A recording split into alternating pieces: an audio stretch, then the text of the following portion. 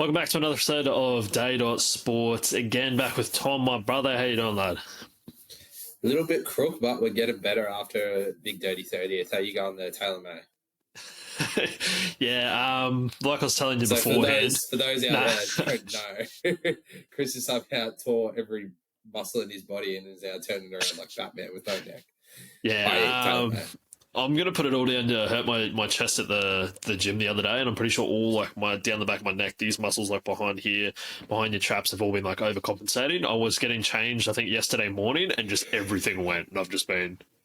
For those on video, that's how I've been moving ever since. But yeah, I'm good too. I kind of had a big weekend, had a party as well, maybe not as big as yours. You need to smash that Vitamin C bit of zinc, lad. That will make you absolutely invincible. I probably didn't catch as much rugby league as I would have liked, but we're just going to get straight into it when it comes to the recap, particularly with Origin. Again, it just feels like it happened so much longer ago than it did. Queenslander is what I got to fucking say. Good. Oh, we're just... Six more songs. We were confident about it, and it all paid off. I was actually just quietly awfully confident because I just don't know why, because Queensland gets it. There was a bit going on behind the scenes that we have touched on, but we actually just never looked like losing that game. I don't know, especially like game 2, the way that we came out there was like, we can absolutely pump them, I felt like, if we needed to, but it just was all lining up in the stars, obviously stuff going on in the background, but bringing out Big Papa from retirement, like, who else is doing that? Blooding some newbies in a decider game 3 of Origin again. Got a lot of Queensland about it. Underdogs, everyone's saying this, that, and everything. It was the perfect storm for a Queensland underdog victory. And I think Billy Slater has honestly really cemented himself now as a legendary coach. If he didn't already have that status, I reckon. Like the Bush Poet, there was a whole lot of doubts going on, and he's Jeez, he's been riding hard. Bit of poetry hard. Pup coming back huge.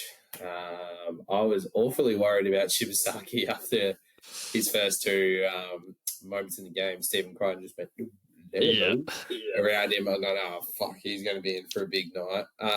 But the boy come good. So it just shows that Billy knows what he's talking about.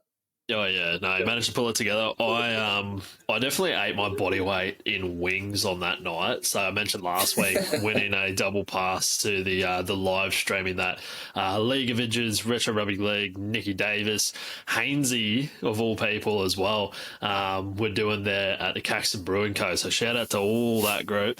But I just sat there punishing wings like they were going out of fashion. Like I wanted to keep ordering more. It was coming up to the time frame where I was going to finish, and Christine's like, no more wings. I'm like, no, probably won't hurt, but like just mountains of bones laying around. But yeah, like they were going through because they're all Blues except for one of the other fellas. I forgot his name. Part of the League of Inches guys. He was a Queensland supporter. Like they're doing their predictions, and by then as well, like he was the last one to give his prediction. And I'd had a couple beers, you see, so the confidence levels. I was already confident in Queensland winning, but if I got the opportunity to say what I thought, I would have just been New South Wales fucking suck. You're already shaking in your boots. Didn't get that chance.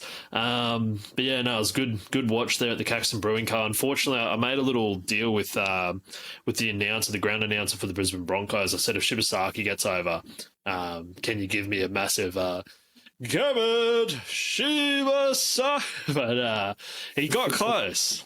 He got close. He set that one up in the corner, but I was spewing. I would have really liked to have heard that. That would have been nice. Did you hit him? Did you let him know? Does he follows us now? Eh? He follows us now, yeah. So shout out to Nick. It was nice to meet him. But I let him know how devastated I was that I'm not hearing come on anymore. And he was also a bit cut up about that, not being able to do that anymore. Obviously as well, Marty kind of getting the flick. But yeah, never in doubt. Again, one thing at the end of that game, like just when the game finished, Munster, the reaction with the boys, obviously with Billy, and then the speech, like that had me starting to nearly go as well. Like fucking huge for him, just like in general to be out there. Obviously massive to stand up, actually, like, you know, be able to play for his team with everything that he would have been going through. Yeah. Play well, win the series, like when a lot of people had him written off. So fucking huge, the money man. And then yeah, so that was great. And then fucking, who would have thought old Tommy Dearden was gonna just turn a fucking. I've always said he's built for Origin, but he fucking flicked it on a whole nother level in that game. Tommy Dearden literally just merged into prime Darren Lockyer all the one there. Fuck, that boy had such a good game. And I was actually talking to my old boss today about this. How, like, we're saying how good Dearden was, and then, but we also mentioned that, you know, there wasn't, like, as much as Dearden was probably the standout, there was no, like, big difference between probably our best player and worst player. Like, I feel like everyone played exceptionally well on the night, which obviously fucking went a long way to making us win. Yeah, it was an easy watch too. The only thing, again, that scares me is Stephen Crichton going over. I've seen it too many times. Stephen Crichton goes over and, we're going to lose. Snowball effect from there, yeah. Yeah, it's usually a bit scary with that. Also, massive fucking props to Brian Thorpe or Bizza having bloody Money's father's name written on his wristband as well, which is pretty special from him, particularly going out there and trying to bash each other, basically. And to be able to do that's pretty huge from him. But yeah, Dearden, just the way that all transpired, like DC, your captain getting dropped after game one, Youngblood coming in, taking the reins, and then to get not only player of the match, but Wally Lewis is pretty amazing from him. Like, my friend who's a diehard Cowboys fan, she has just been absolutely doing tricks on it about Tommy Dearden recently, but it's pretty funny. And then, Sheba ended up doing a job too. Like, set up a try pretty much. Like, managed to shut Critter down mostly on the in the centres there. So massive for him. Also good seeing all the Broncos boys all together after that. And like we spoke about last week about all the Broncos players. Growing the gate. It was nice to see that. We'll obviously get to that later on when we chat a bit more about the Broncos, but. And another special moment as well was seeing Big Papa there holding up the shield with Munster at the end there. Like, Blake's coming out of retirement just to win a series and then off to England type of stuff. Yeah. Could we see him return again? Oh, you think an Alfie Langer status? we're gonna be one down after the first game next year. Level it back up game 2, and then you reckon he's just gonna put out the Alfie Langer fucking Batman sign, and Big Papa's just going to fly in again from the Super League. But when it comes to Batman sign, it's probably more so. Where did he sign? Did he sign with Catalans? Was that Sexton? I have no idea who he's Sexton. I don't know if he's actually been announced, but let's for theory's sake say he's signed for Catalans. He's sitting there on the beach. It's the middle of summer, feet up, really enjoying himself. The bush poet Billy has actually written a handwritten note and sent via homing pigeon back to find Big Papa. Inside the envelope was a bit of Queensland spirit so it could find its way all the way to Big Papa. And then, yes, flowing over summertime in the UK or in wherever the fucking Europe he's going to be, comes back, smashes him game 2. Thanks for coming. It's the story I like to see, Tom. Fuck now. How long have you been stewing on that? That was a bit trouble. Made that all up on the spot just then and there.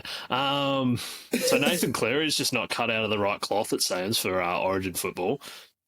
Gets premiership football, does not get Origin football by the looks of it, no. And all the people who said Cleary's got nothing to prove at Origin level. Well, that's it. I was listening to Hello Sport this morning.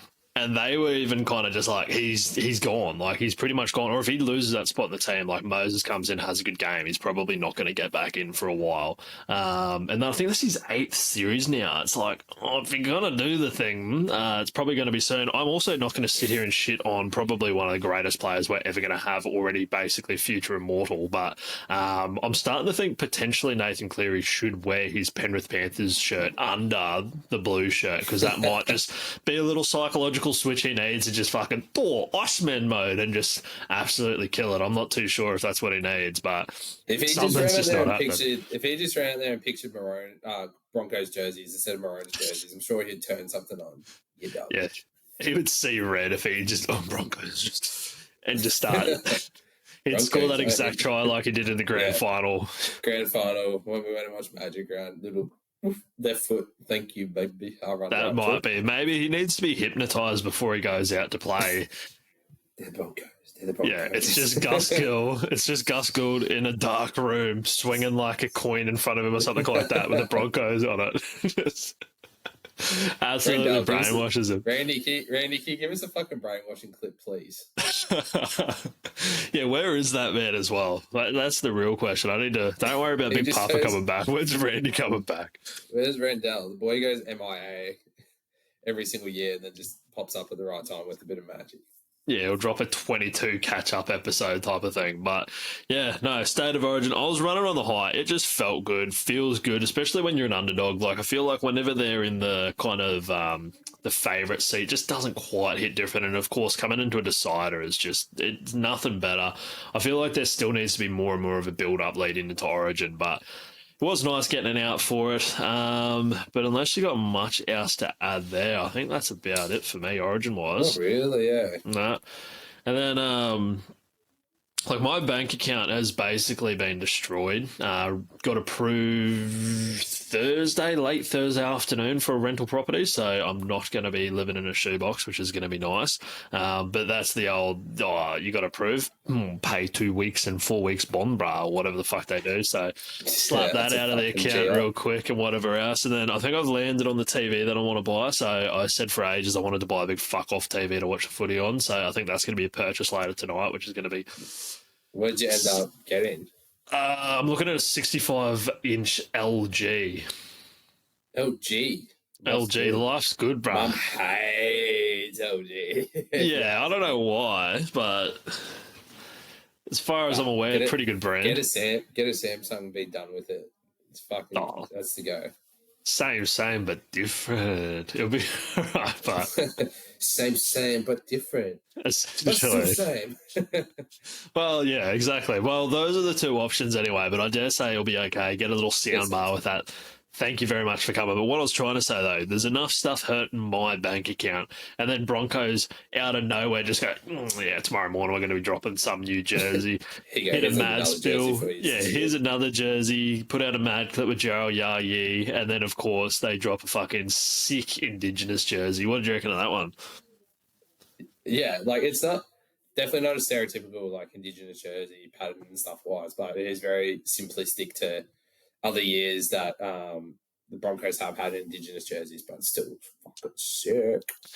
Yeah, it does look nice, and but it's just like, with all the moving costs and all that. Like, I missed out on the black one as well because I think that dropped the last time that I did. Like when I first moved out a couple of weeks ago, that dropped obviously, and I just had to buy the. But I was like, as mad as that looked, I was like, I just can't do it right now. Did you buy the black one? No, don't have it. Yeah. Whereas I wasn't a fan of it when it first got dropped out. I was like, yeah. I was like, it's literally just a black jersey. But how many of those do you see getting around though? And then mythical Sheer jersey once they now. played in it, I was like, oh, we All Blacks. We basically All Blacks. Oh no, literally, yeah. Think All Black, play All Black. Yeah. Worst thing is I easily could have got one like put aside from Dwayne. If I really wanted one, but had no interest for it at the time. Yeah, nah, it's like one of those ones, and I feel like that one in particular is going to be a hard one to pick up in the future if you're really keen on it. So, yeah, God knows, if they drop another jersey, I might just have to lash out. But I swore that after I got, like, the training kit one, I was like, no more, because I've purchased a few jerseys this year already. Yeah, you've been a bit of a marketplace connoisseur when it comes to Broncos jerseys. Yeah, I have been whispering to the ears of random people on Marketplace, because I think the last one I picked up, I think I purchased 2 or 3 jerseys at once. There was one I purchased 3. No, actually the one before that, the one that I was chasing for ages was the 2015 Heritage jersey was the one that I last got, but then I think prior to that I paid $300 for 2. So yeah, I've picked up a couple this season. I'm like, self-ban, I do not need any more jerseys at this stage. So yeah, Broncos, please don't break my bank. I do want to get one of the away jerseys, maybe. I don't know. We'll see. But shut up. I want to get one of those World Sevens ones that I fucking wish we didn't sleep on about them. Oh, yeah. I realized that they were going to sell out in literally like no time. No, well, that was the same thing because that one I was like, oh, yeah, I'll get that next pay. The old, yeah, I'll wait till next pay trick. And then, sold out like instantly. So, yeah, the Broncos stuff has been a hot property flying off the shelf. Something that's going to be flying off the shelf, speaking of shelves, I believe this Thursday it's on the new Rugby League. Is it Rugby League Live 26 or just Rugby League 26? That's coming out. Oh, jeez. Oh, that was hot. Bit of burp. 4x bitter, but yummy. I think it's Rugby League. I think it's just Rugby League 26, I think. I'll tell you in 2 seconds. Rugby League 26, it's not Rugby League Live, no. There you go. Well, surely we can fucking do better than this. Like, that's essentially what I was getting to, because, this is like FIFA 07, come on. Yeah, no, literally. They had this when Wayne Rooney was still playing for Man U and fucking FIFA 07, because, yeah, it's like, I'm sure people are going to appreciate it, and I suppose, like, kids and all that are just going to be happy to play. Like, that's sick, but it's like, fuck me. We live in the day and age where, like, these consoles are fucking, like, supercomputers. Surely you can cook up something a little bit better than that. And it's like, yes, I know it was made by an Australian studio and all this, but, like, can we put a bit of effort in? Because I swear when Abdo went on the Hello Sport podcast to announce it, I wouldn't be surprised if they actually started making it like just after that. They slapped it together in fucking like 2 months. Like it just seems like it was something that wasn't planned. Abdo's going, oh, we've actually got a game coming that no one knew about. We better fucking drop this real quick and just get it done on the spot. Can we start a petition for EA Sports to make the next one? That or 2K, it would actually be huge. 2K or EA for the next one would be elite. Probably 2K actually. Maybe once the new rights for the broadcasting comes in, we start getting that like Netflix money or something like that. Maybe then Abdo and PVL can start splashing a bit of cash, get a nice little deal going on or something. But because it just doesn't impress me. Like I can see the nostalgia factor and whatever else, but outside of that, I'm like, it doesn't look that great. All the player ratings are starting to come out now. They haven't released the highest ones. Who do you think is going to be the highest rated player in the game? So Cleary. We haven't seen Cleary. We haven't seen Payne Haas. It has to be Cleary or Payne Haas. Has to be. Can't be anyone else, you'd reckon. Shibasaki 99 rated.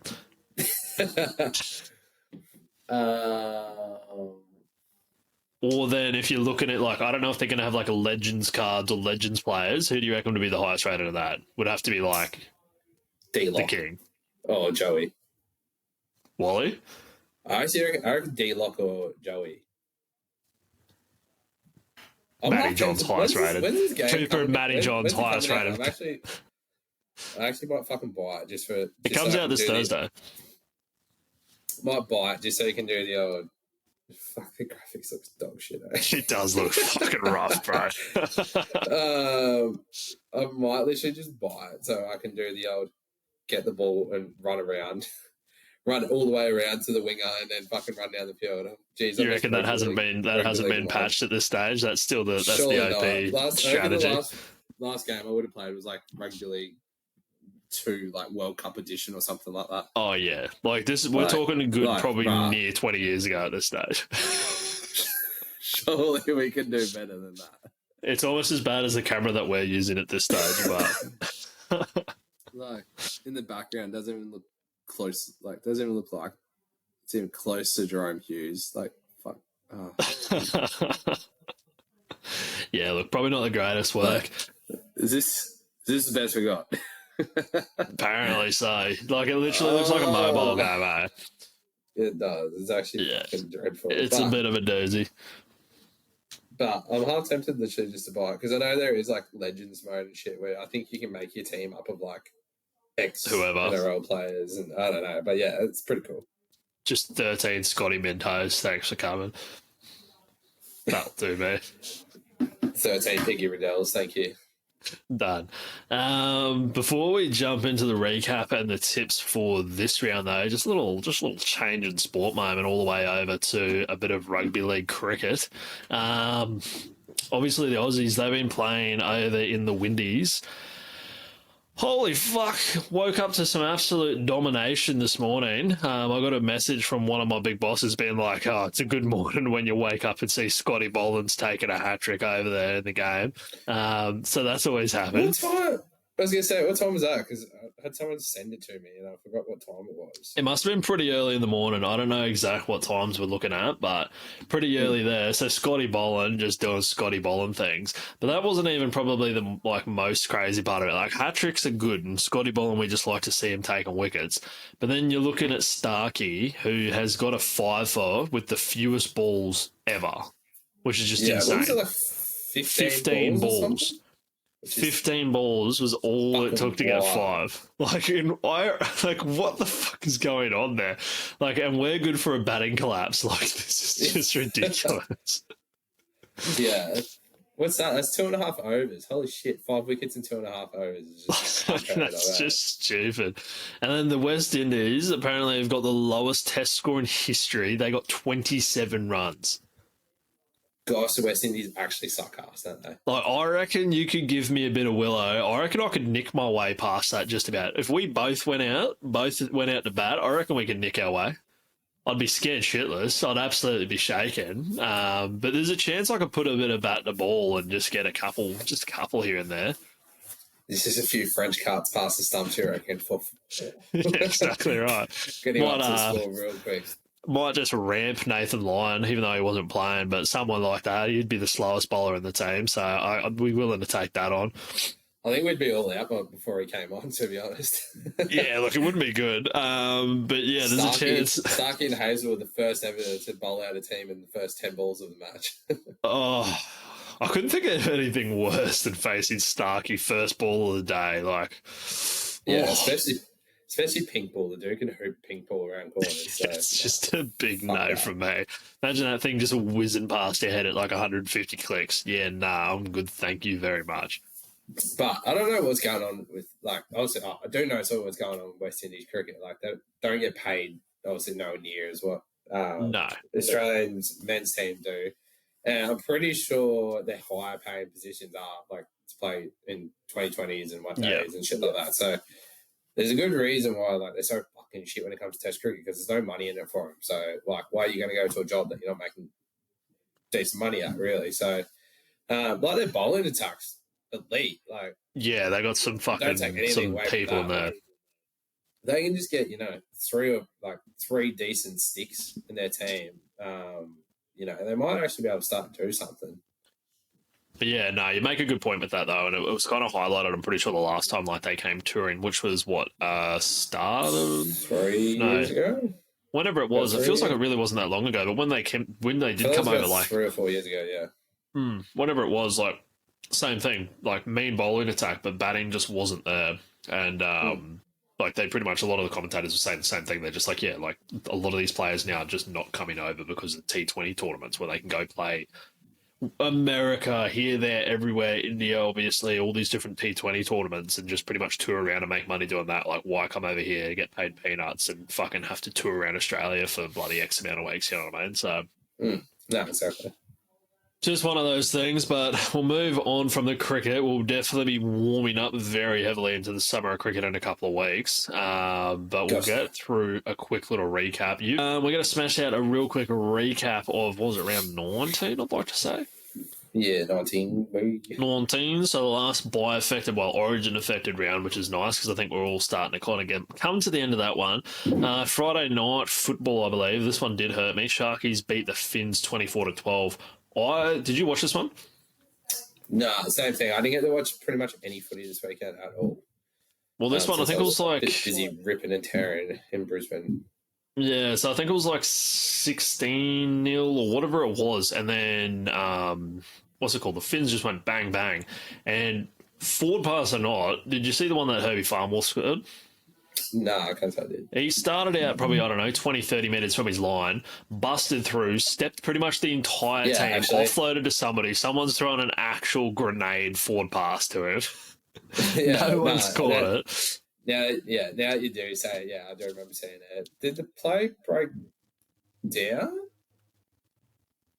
No, but yeah, I did see it because I remember seeing Herbie run length to length. But no, well, they started making a bit of a charge for it, and then they just completely went to sleep. Sharks just went bang, bang, fucking put them to bed. That was pretty much about it.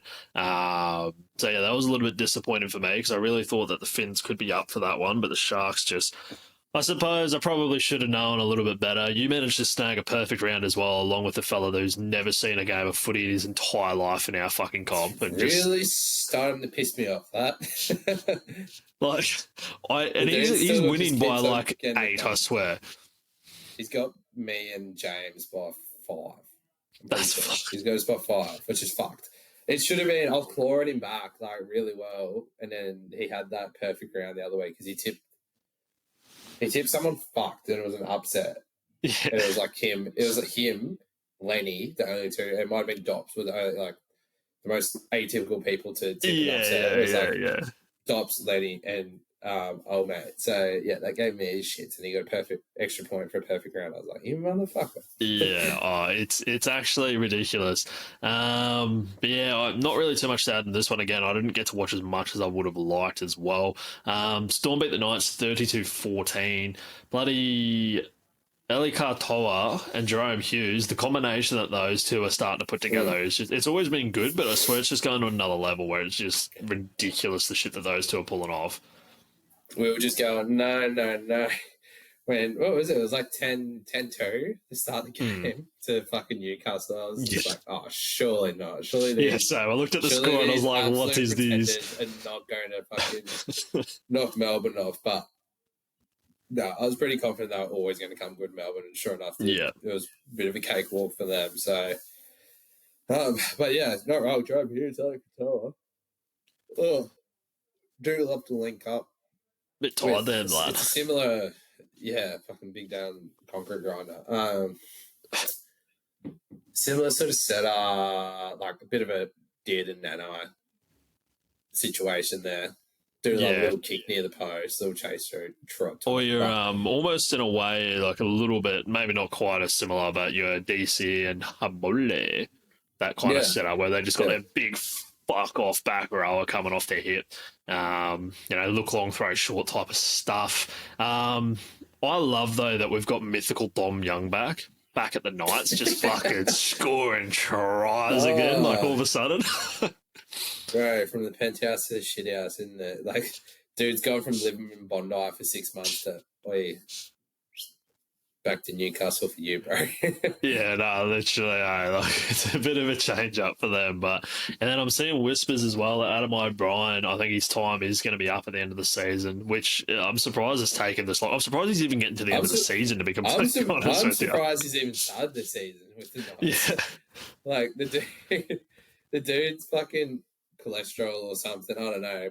Blood pressure looks like it's going up week by week. It can't be good for your health. Seems to be getting redder and redder in the box every week and losing a little bit more hair week by week. I don't know who's going to take over the role, but I don't know how he's lasted this long because I don't know. His days in Newcastle are numbered. I think pretty much the only possible thing that could save the Knights season and his job would be mid-season trip to Bali. Someone needs to have a look. When have they got the buy around? They need to go because the last time that happened... Get Braden Best to Bali now. Yeah, get him there now. Bring Christian Welsh back to chat some shit about the Knights. Bada bing, bada boom. You've got finals footy right there. 3 weeks. 3 weeks. It's not impossible. No, it's just not ideal. Is that this week? Yeah, not this week, not next, the one after. So yeah, see, this week, next week, Bali trip would have been prime time, I reckon, for the Knights to make a run. But yeah, it might be a bit too late. Roosters that's the most cooked thing. Like, depending on results, they could still easily make the 8, depending on results. Like, it's that close this year. Oh, it is crazy. So you're telling me Bali trip could be on the cards? Could be mid-season, could be September. I'm not too sure. Bradman Best is going to come back with an extra leg just so he can get it tattooed. Shin tat on the extra leg. I tell you what, though, I hope that the Knights can upset the life out of the Warriors this week. Yeah, we'll get to that. I've got a couple of those on the cards. But yeah, like I was saying, Roosters, they win 31-24.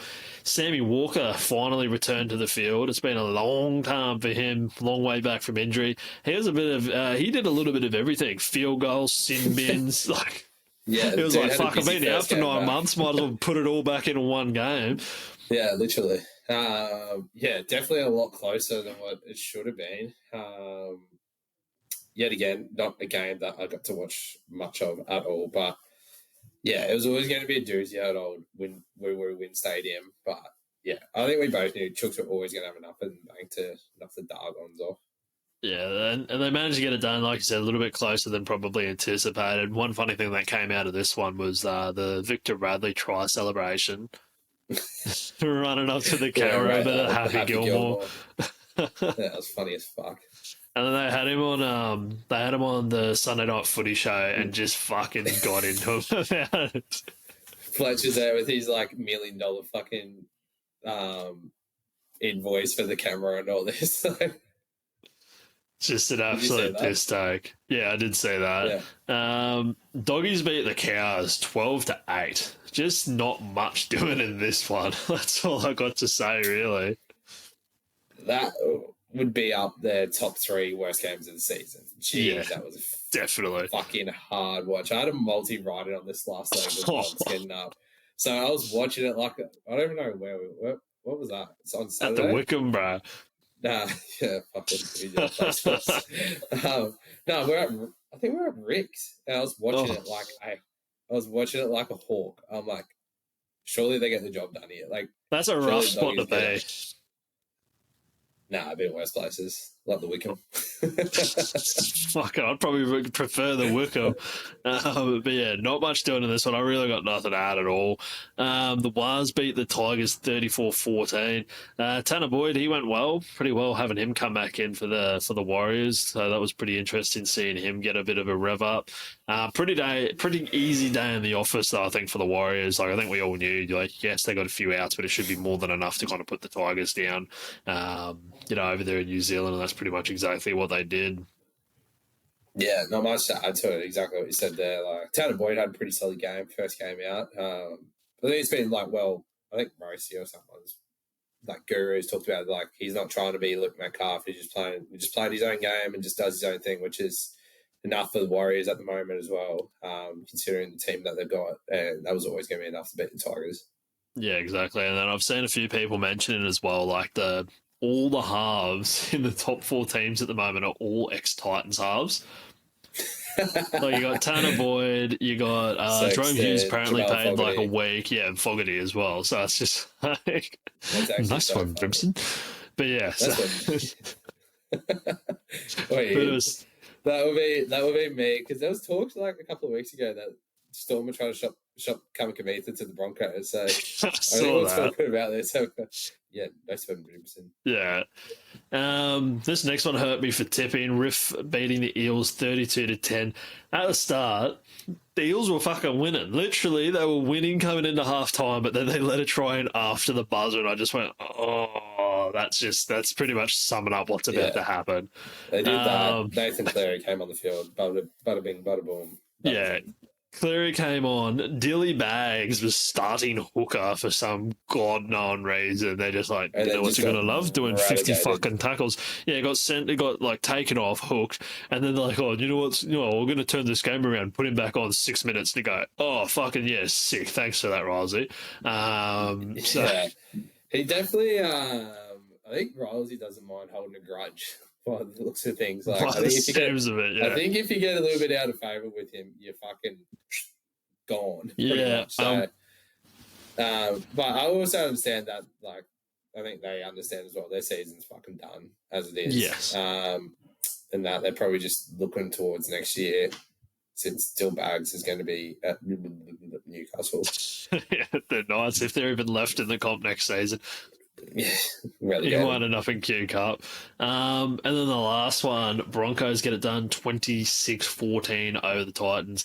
What do I say? Not the best, not the worst, pretty much, is kind of, I think, where this one lands. Yeah, very frustrating, I think. An awful lot of mistakes, but for some reason, Melbourne Storm come out and defended like prime Melbourne Storm. You mean Titans? I would say Melbourne Storm come out and defended like Melbourne Storm. Yeah, you mean Titans came out and defended. Titans came out and defended like prime Melbourne Storm pretty much, and somehow stopped like 4 certain tries from my end. Anyway, it looked like they were going to be certain tries, but we just could not get on the board. It took a long time, but when we did, we rolled a couple in quickly. Yeah, like it was one of those ones where like it never really felt, especially when we got ahead. It didn't really ever feel like we're gonna lose, but then Titans went bang bang, and you're like, oh, don't fucking do this to me, like because it wasn't like enough of a lead to really be sitting comfortable. We're only up by 4. Yeah, I think by 4 or 6 or whatever it was there for a while. Like it wasn't really like that stressful as a watch type of thing, but yeah, it just again like Titans just defended their ass off. We definitely had some mistakes. Selfishly, I had what did I have? I had Walsh, Staggs, and Brendan Piacora in a multi, and Brendy flies through, scores a try, has one of the worst face plants I've seen, and is just snoozing face down. I think it was Jordan Ricky trolling him wearing like the bloody the purple Wiggles fucking thing, like wake up Jeff, and like the next thing was him just face down. I'm like, bro, that's so rough. But as soon as you saw that, you're just like, he's gone for the game. And when they took that try off him, I'm like, fuck. Yeah. Insult to injury, fuck. It really is, but like, trust Brendan didn't knock himself out. I don't know what they've got to do to protect that man's head. Like, he just seems to go so hard in everything. The headgear is not going to help shit. Yeah, I know, but get the headgear back on the boy. I miss it. Oh, they might need to double wrap some headgear, put a fucking Broncos gridiron helmet on him or something like that. Because, yeah, like, it's not good for your melon, Brendan. You can't keep knocking yourself out. But props to him, though, for obviously putting his body on the line to score a try. How, as well, like, that in my brain is a try every fucking day of the week. How they managed to find something to take off him there. But then, yeah, when the ball's put in the hand, like, when the hands are putting the ball down like that, there's not exactly too much to break his fall. And yeah, it wasn't great. Yeah, it wasn't ideal. I think they probably ran into that one a little bit hard because we've seen worse tries get given this year. But it's what it is. Broncos win. Win.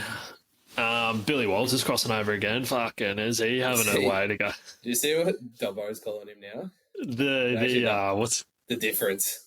Yeah, Dobbo's like, the difference came on and scored. Which I don't mind because every time he has been coming on the field lately, the boy he has in fact made a difference. So I will continue to refer to him as Bilbo Baggins. I'm going to start referring to him as the difference. So and also friend of the show now as well, Billy. After a nice little response to the Goaty comments we're making last week. So if you ever want to have a yarn, Billy, reach out. No worries. Probably see you around Paddington or something like that at some stage. Fucking the media blow up about Reece Walsh and Tony Staggs has just been. It's not as bad as the time that he threw it into like the fucking third row and then blew off at poor bloody Corey Oates that time. Yeah, Reece does love a little blow up out on the field. I wouldn't be surprised if one of those was a Buzz Rothfield article, but yeah, it's good to see Reece and Tony's taking the piss out of it the last like day. Yeah, like.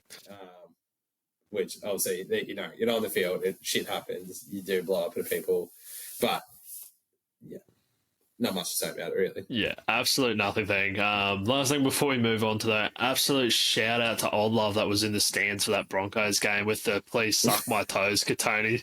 That was fucking 10 out of 10 as far as signs go. Oh, yeah. Yeah, right. At least he got a good cackle out of it. Fuck, yeah. Need more signs like that at the games. Warriors take the cake by far, but yeah, that was funny as fuck. Oh, yeah, the Warriors fans by far got the best signs. But yeah, that one was just such a random one as well. Like, it was the last thing I expected. I think it was NRL Roast posted. I'm like, fuck, you'd be kidding me. But, so yeah, that was huge. So that rolls us then into round 20. So keep in mind, we don't really know what the fuck we're going on about. Absolutely dribbling, as you would have already got if you've got this far through. But Thursday scaries... I'm just doomed. Thursdays, I'm never going to be able to tip it, and that I feel like it's going to continue this week because we've got Finns versus the Cows. Not going to lie, Tom, I don't really know half the blokes in the fucking Finns lineup at this stage. Their depth is getting tested like you would not believe. Yeah, poor fellas have absolutely copped pizzling the last, half a season. It just keeps getting just keeps going from worse to worse for him. With the amount of injuries and stuff that they've gone through. Who the fuck do I tip here? I'm going to go with the Finns.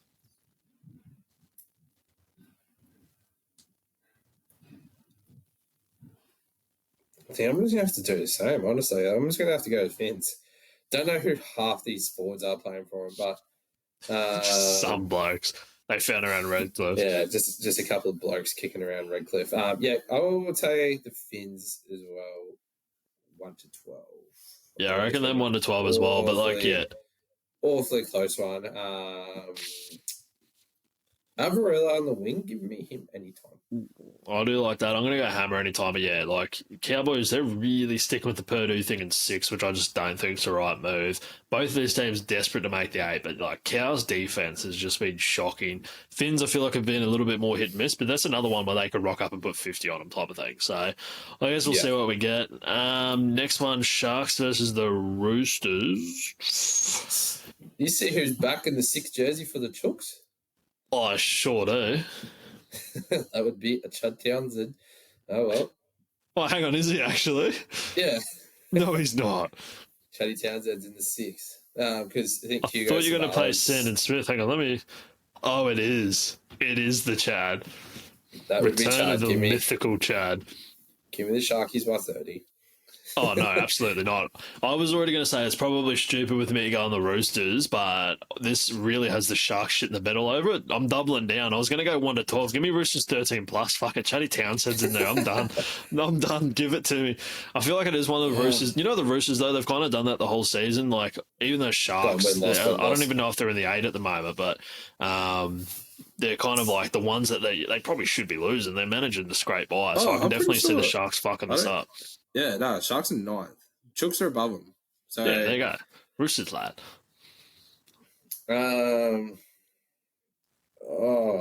At Shark Park. But I feel like the close games are the ones that the Sharkies have just been shitting the bed on all season. Chatty Townsend to slot a field goal 40 metres out to slot to finish this one off, Tom. I'm going to go Sharkies at home 1 to 12, and Nicker is going to cross any time. Have some faith, you coward. I'm going to go Chatty Townsend to cross any time. You better put that in bet. Oh, I think I will, Roosters 13 plus, Chad Townsend anytime. Might just go head to head, but Chatty Townsend anytime. He'd be paying huge coin too. Next one, Riff versus the Rabbithos. Have you seen the Penrith Panthers? They're resting a lot of players this week. Yeah, hate that. So no Nathan, no Isaiah Yo, no Targo. So but at least I get Brian Tyree back on my Supercoach team after fucking Dude's been missing like half the season. Oh, geez, they do have a lot of players out. Dill Edwards is back. Oh, do I dare? But in saying that as well, you got Cody Walker, who's gone for supposedly the rest of the season for the Rabbitohs. So you can pretty much count that left edge out. Jackie White going into 6. I just don't think they're going to have the same service and strike down there at all. No, they're definitely another team that's running short on players this season. The Bunnies after quite a few injuries and whatnot.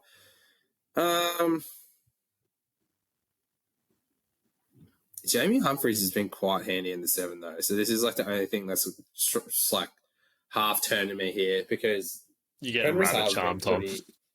I am getting fucking Wayne Bennett charmed, I reckon. You pick your poison. I'm just going to have to stick with the Penrith. Just keep rocking up and just getting it done. Penrith 1 to 12 and Casey McLean anytime.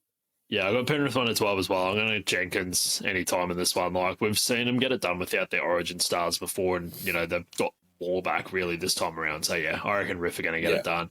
Rabbitohs have let me down too many times. Every single time I'm like, a bit of a sniff as an underdog. Fucking, they go to shit. So, I'm just going to go with Riff. They're on a bit of a winning streak at the moment. I think really making a run for that final spot.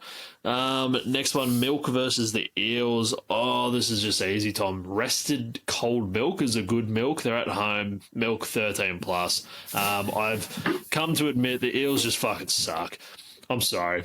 No Momax. I just can't do it anymore. Yo, Jermaine's playing front row this week. What the Yeah, fuck? he's an 8. Yeah, that's huge. Yeah, Milk's actually going to win this by about 20 plus, I think. They've got like full team. I'm spewing. I didn't realize I had like 2 players. Right? I think I had a couple of Penrith players in my Supercoach team who didn't play. Therefore, I had to like start. I'd picked up. Fuck, who did I picked up? I'd picked up Ethan Strange. This week, someone traded him out on the buy. I was like, yoink, I'll have you. Yoink. And then I had Jamal Fogarty lined up as well on a trade, and someone else must have seen it, and they had their waiver in before me. I'm like, no. Yeah, that would have been a good pickup. Someone else has picked up Ethan Strange because I had to trade him to get a replacement. And someone else has got Jamal Fogarty. I was like, fuck sakes. Should have just kept You've just been left with your dick in your hand. Bro, proper, I'm not happy about it. That's rough. But yeah, Eels, I just can't see going well. You got Dilly Bags there at number 18. He's just done at this stage. They might as well just let him go to fucking Newcastle. I'm going with KO Weeks to cross over. He's just a try scorer machine, and I can just see him ripping the defence of the Eels apart and just probably scoring more than 2. I'm going to go Seb Chris. Sebby Chris. Doggies versus the Dragons. This should be a big showing, actually, wherever this is getting played. But poor Sexy Sexton, he's been dropped out of the side, which just has me baffled. Galvin's going into start in the 7. I don't know about this. The Doggies, he's cursed them ever since he's rocked up there, basically. I just don't think it's the right time of the year to be fucking around with a team that's been going so well. Especially, like, the chemistry they had going on. I don't know about it. Be careful now. I would have been, if I was Geraldo, I would have been more than happy. Just to leave Sexton, you can cop your first grade paycheck by the rest of the year in reserve grade. We're not fucking up what we've got going on this season, which is exactly what they've gone and done. Doggies are still going to flog the fucking pants off the Dragons, but I absolutely hate Kelvin at 7. When I say flog the pants off them, I think they're only going to get it done. No, yeah, I'll stick with it 13 plus and Critter across any time. I was going to say, when you say flog the fuck out of them, 1 to 12, because, yeah, I'm going to go with them 1 to 12. I reckon it's actually going to be pretty close. One name that I just love coming in, and I'm pretty sure I met a dude on the weekend that had the same first name, or is it a last name? Whatever it is. I think it's first name, Jethro, whatever the winger is. Jethro. I met a Jethro, I'm pretty sure, on the weekend as well. So I'm going to go just with that, just because I met one. But I'm going to go with him anytime. Yeah, a little bit of that about it, but just a great rugby league name. So I'm going to be putting him in any time. But yeah, I reckon it is going to be closer. The Dragons are just, selfishly, I'd like the Dragons to actually get it done probably as well. But no, I reckon Doggies will just be able to scrape home. Yeah. Who you got scoring? Surely it's Jethro. No, did I? Oh, no, I already said Critter. Critter anytime. Critter, yeah. Your favourite team, Storm playing the Manly Seagulls. This one Storm here. 13 plus AV codes. That's exactly what I've got written down in front of me. That's what I'm going to go as well. But Manly, like, they've historically turned up a bit for this one. Like, ever since the Battle of Brookie, like, it's always been quite a contested contest between these guys. But down there in Melbourne, all their Origin stars back. They are catching fire with some of their combinations, like we spoke about a little bit earlier with Hughes and Katoa and that. And I don't know, at this point, Manly just fucking suck. Couldn't trust them as far as I could throw them, really. Yeah, you can't trust Manly at all. But, you know, Melbourne with this many additions back in, they're not losing, bro. So I see value on the edge. Scope bet. You know, Corey Waddell, Ben Trbojevic on the edge. I feel like the boys are going to get one over him. I wouldn't fuck it. Give me it. Ellie Katoa's like probably short odds. Yeah, let's see what the money's sitting at. Ellie Katoa's mass is probably really short odds. So is he? Anytime. Yep. I want to see. Fuck. Off sports, but I don't want you to take a shot and tip in. Jeez, yeah, I could have had a crack at 10 grand last week. Where are we? Coulda, shoulda, woulda, mine.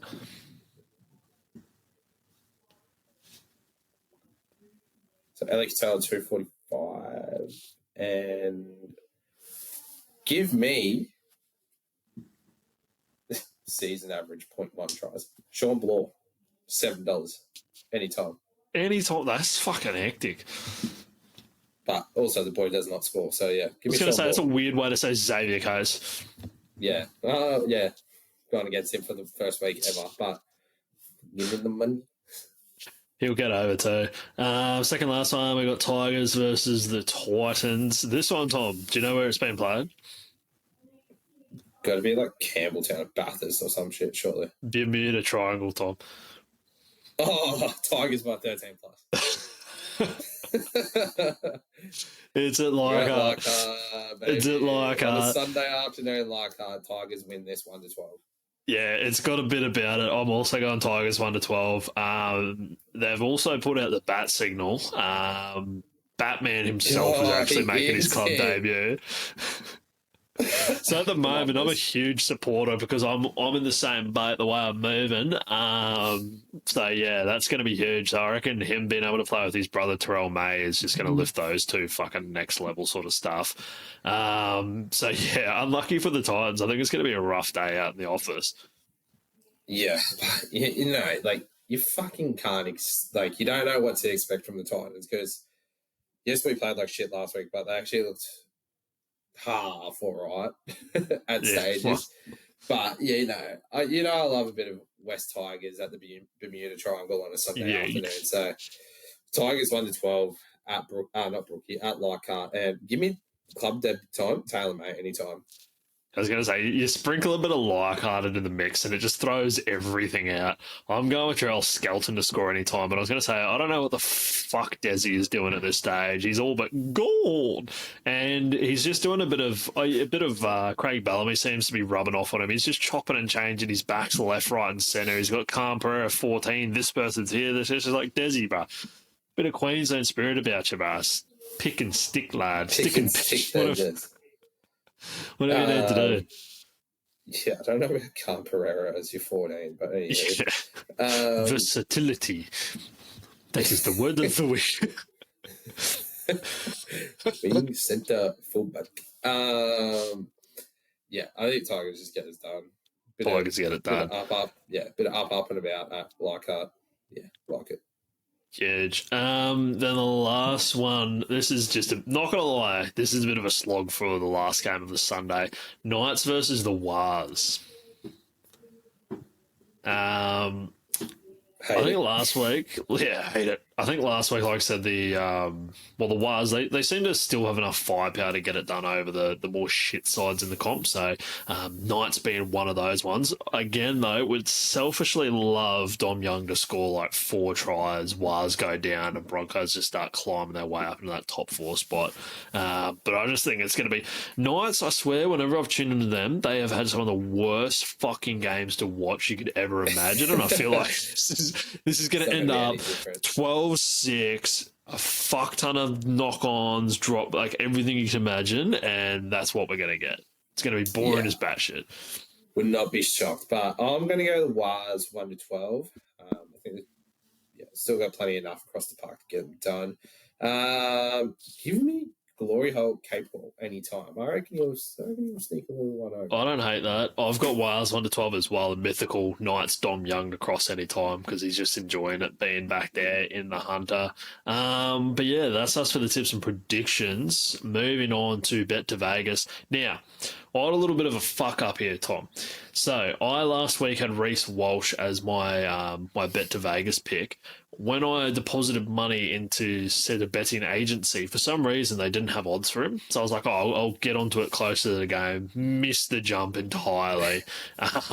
He managed to obviously cross over and score. So this week I'm going to just pretend like I did put it on. So I'm going to have $10 this week. This dude again has... Do you have the bets clipped up? Because I can't even find... I don't even know what the fuck I put on last week.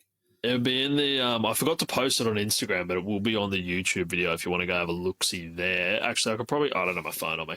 But I got my phone on me. I'll quickly roll through it. But yeah, go on. This week, I just need something simple. Someone that's easily going to be able to cross over the line, and I see that in Ali Katoa. $2.45, $10 on that. Thank you very much. My Bets Vegas is coming in at $2.70 of money. It is just a simple Sebastian. Buddy Young. Oh, I was Simple. close. I had a Anytime. feeling it was going to be a milk fire. That would be the milk. Yeah, I think he'll cross a piece of piss on the weekend. Easy money. Then multi of the week. I've just got a nice little 3-legger. Try not to go too hard. I'm also going to dip into the well of the milk, Tom. I'm going to go with KO Weeks anytime. Ali Katoa into my Herbie Farmworth. That gets you $9.86 boosted odds. Like it. It's not terrible. My multi of the week is a 5-legger at $18.15. It's hard how it varies at this stage. Right, we'll take Canberra head-to-head with a Seb Chris anytime. That would give you $3. Followed by just a critter, Stephen Crichton anytime at $2.75. And then we have a Melbourne Storm and Xavier Coates anytime. Oh, Melbourne head-to-head, Xavier Coates anytime. $2.20 rolls it into $18.15. It's not the worst one you've ever put out there. It's not, but you watch. I won't have any legs hit. Put 50 on it. Can't be as bad as last week, but well, that pretty much brings us to the end of it. Yeah, if I can catch us next time, eh? Yeah, that'd be a deep bird.